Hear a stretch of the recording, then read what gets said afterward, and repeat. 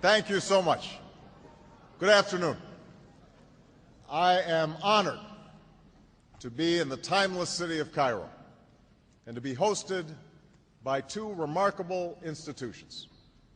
For over 1,000 years, Al-Azhar has stood as a beacon of Islamic learning. And for over a century, Cairo University has been a source of Egypt's advancement. And together, you represent the harmony between tradition and progress. I'm grateful for your hospitality and the hospitality of the people of Egypt. And I'm also proud to carry with me the goodwill of the American people and a greeting of peace from Muslim communities in my country. Assalamu alaikum.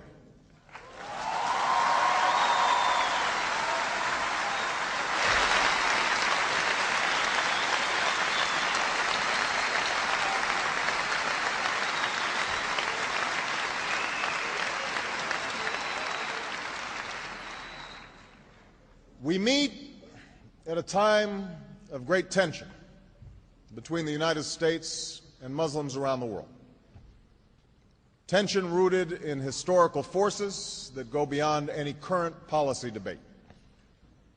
The relationship between Islam and the West includes centuries of coexistence and cooperation, but also conflict and religious wars. More recently, tension has been fed by colonialism that denied rights and opportunities to many Muslims, and a Cold War in which Muslim-majority countries were too often treated as proxies without regard to their own aspirations. Moreover, the sweeping change brought by modernity and globalization led many Muslims to view the West as hostile to the traditions of Islam. Violent extremists have exploited these tensions in a small but potent minority of Muslims.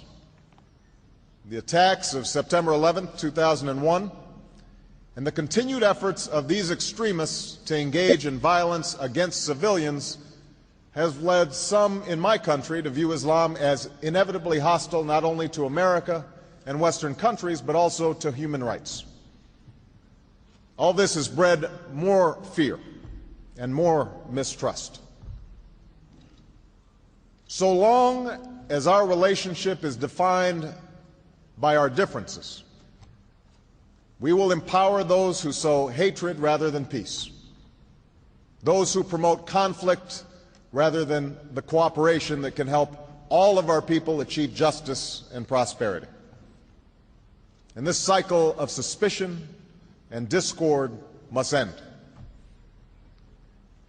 I've come here to Cairo to seek a new beginning between the United States and Muslims around the world, one based on mutual interest and mutual respect, and one based upon the truth that America and Islam are not exclusive and need not be in competition. Instead, they overlap and share common principles of justice and progress, tolerance, and the dignity of all human beings. I do so recognizing that change cannot happen overnight. I know there's been a lot of publicity about this speech, but no single speech can eradicate years of mistrust, nor can I answer in the time that I have this afternoon all the complex questions that brought us to this point. But I am convinced that in order to move forward, we must say openly to each other the things we hold in our hearts, and that too often are said only behind closed doors.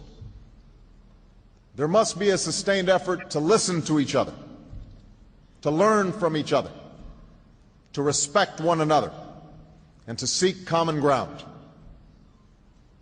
As the Holy Quran tells us, be conscious of God and speak always the truth.